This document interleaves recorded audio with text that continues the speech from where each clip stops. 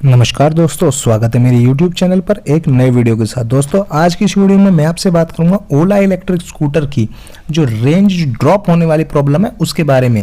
उसके क्या ऐसा तरीका है जिससे हम बच सकते हैं रेंज ड्रॉप वाली प्रॉब्लम से, और हमें किन किन चीज़ों का ध्यान रखना है, इस वीडियो में मैं उसी के बारे में बात करूंगा। तो वीडियो शुरू करने से पहले मैं आप सबसे रिक्वेस्ट भी करूंगा कि चैनल को सब्सक्राइब करके बेल के आइकन को दबा दीजिए। बहुत बहुत धन्यवाद।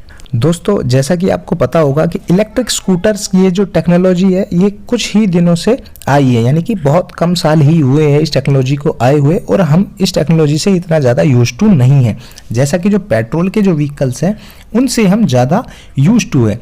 तो पेट्रोल वाले व्हीकल्स में एक अच्छी चीज़ ये होती है कि उसके अंदर माइलेज का लगभग आइडिया हमें रहता है कि आपने 1 लीटर पेट्रोल डलाया तो ये लगभग इतने किलोमीटर चल जाएगी। लेकिन इलेक्ट्रिक स्कूटर्स में, खासकर ओला में, ये प्रॉब्लम आ रही है। ये इस प्रकार की घटनाएं बहुत ज़्यादा सामने आ रही है कि उसकी अचानक से जो रेंज जो है वो ड्रॉप हो जाती है। जो उसके अंदर डिस्प्ले में रेंज दिखाई जाती है उतने तो चलने की बजाय उसकी रेंज बहुत ज़्यादा कम हो जाती है। तो इसके क्या कारण है और हम उससे किस प्रकार से बच सकते हैं?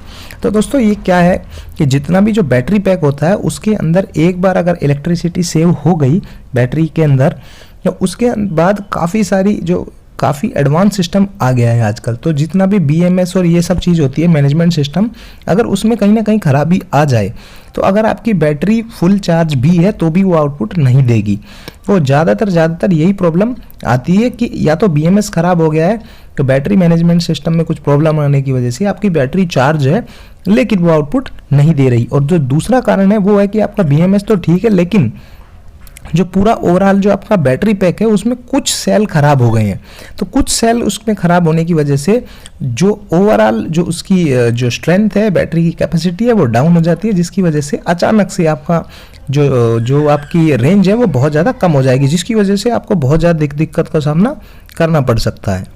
तो दोस्तों अब मैं आपसे बात करूंगा कि हम किस प्रकार से पता लगा सकते हैं कि ये हमारी दिक्कत आ गई है स्कूटर में, और किस प्रकार से हम इसको कम भी कर सकते हैं।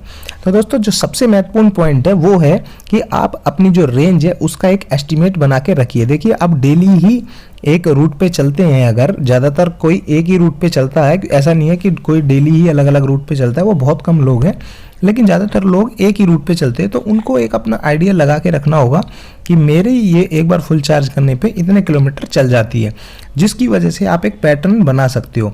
अगर उसमें किसी प्रकार की जो रेंज में गिरावट आ रही है तो आपको उसको रिकॉर्ड करना है कि कितने रेंज में गिरावट आ रही है। अगर वो दिन प्रतिदिन थोड़ी कम होती जा रही है तो एक सीरियस इशू हो सकता है। अगर ऐसा मिलता है आपको तो आपको फिर टेक्निकल जो सहायता है वो लेनी चाहिए ओला कंपनी से, या फिर किसी भी और आपकी जो इलेक्ट्रिक व्हीकल की कंपनी है उससे। और दोस्तों कई मामलों में ऐसा देखा गया है कि ओवरचार्ज होने की वजह से भी जो बैटरी की रेंज है वो काफ़ी ज़्यादा कम हो जाती है। ओवरचार्ज एक बहुत बड़ा कारण है जिसकी वजह से बैटरी की कैपेसिटी कम हो जाती है, यानी कि ओवरऑल जो रेंज है आपकी वो आपको कम देखने को मिलेगी।